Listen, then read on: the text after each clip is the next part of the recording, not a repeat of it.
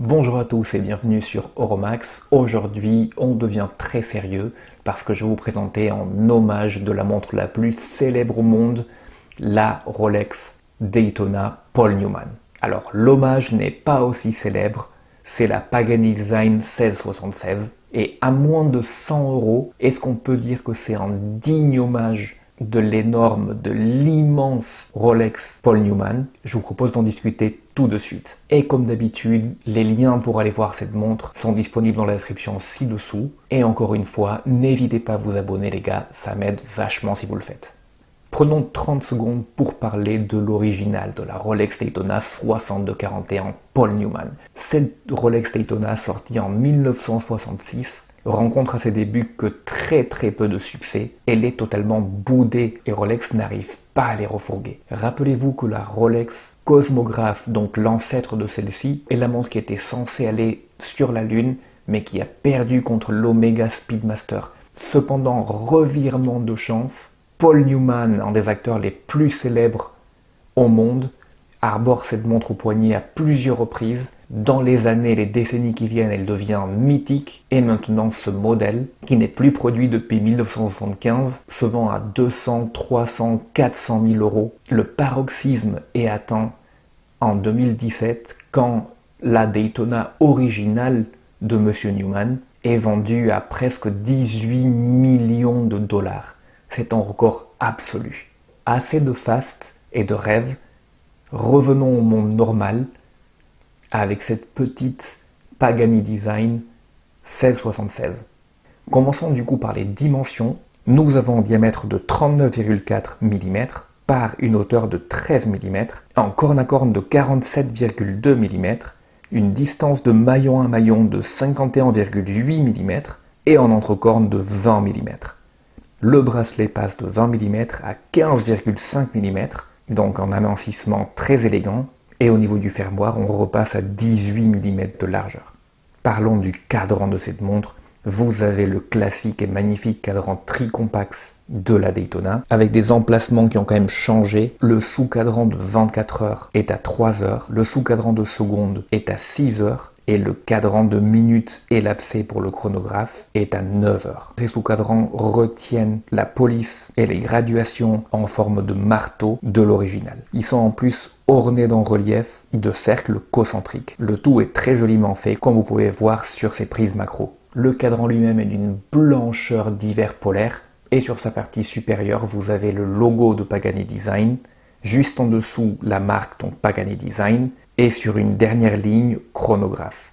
Nous n'avons pas la classique police arrondie au-dessus du sous-cadran à 6 heures, ce qui est à mon sens un assez bon choix, car le cadran est déjà assez chargé comme ça.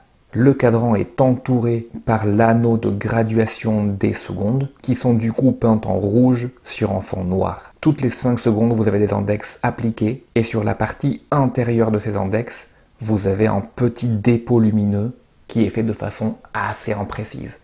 On va dire que ceci a été fait pour mimer un effet de montre patinée et de patine qui avec le temps jaunit et se rétrécit sur elle-même. On va dire. Les aiguilles sont de type bâton avec une application de luminescence pas trop mauvaise pour la gamme de prix. Cependant, et comme d'habitude sur Pagani Design, il pourrait vraiment mieux faire à ce niveau-là, car encore une fois, l'application de luminescence est meilleure sur les index que sur les aiguilles. On aimerait bien voir l'inverse pour pouvoir effectivement lire la montre dans le noir, ou mieux encore, une luminescence belle et uniforme partout. Mais encore une fois, sur la gamme de prix et du fait que celle-ci n'est pas une plongeuse, on ne peut pas trop leur en vouloir non plus.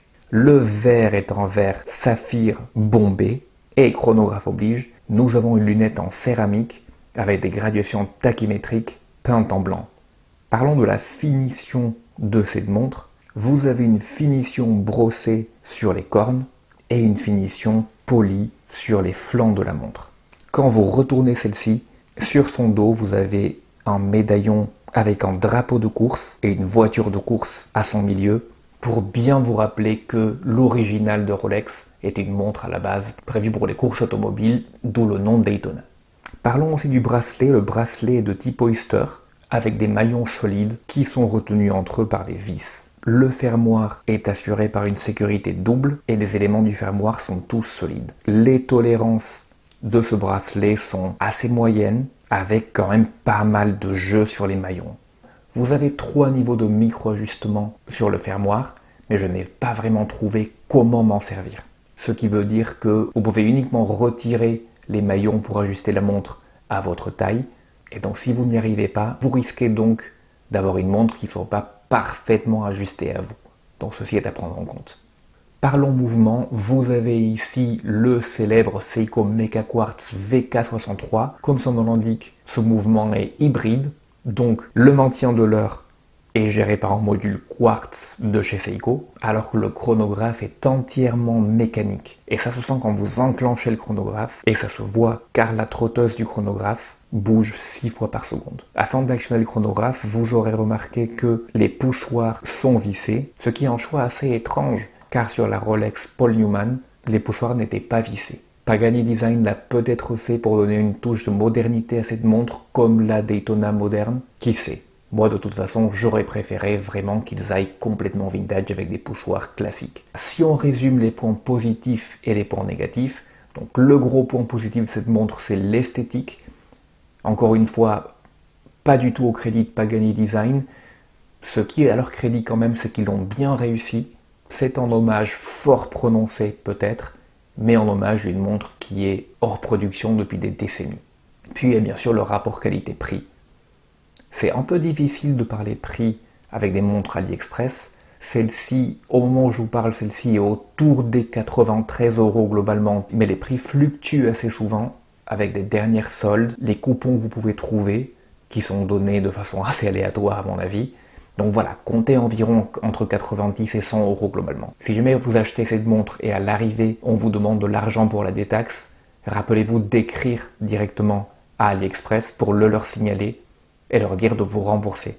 Vous avez donc une jolie montre, hommage à la montre la plus célèbre au monde, avec de belles spécifications, verre saphir, lunettes en céramique, mouvement Seiko VK63 Mecha Quartz. Le tout pour moins de 100 €. De mon point de vue, c'est vraiment un bon deal. Les points négatifs de cette montre, une esthétique des poussoirs de chronographe assez étrange et un bracelet qui n'est pas du tout à la hauteur par rapport au reste de la montre. Mais qu'en pensez-vous? Est-ce que cette montre vous a convaincu?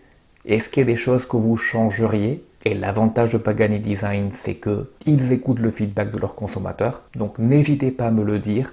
Moi, honnêtement, ce que je changerais, c'est que je mettrais les poussoirs non vissés sur cette montre. Je mettrais un meilleur bracelet avec de meilleures tolérances et surtout un meilleur fermoir. Et pour moi, ça serait l'hommage entrée de gamme parfait de la montre la plus célèbre au monde. Merci beaucoup d'avoir suivi cette vidéo. Je vous laisse des liens vers mes autres tests de montres chronographes et je vous dis à très bientôt. Bonne journée.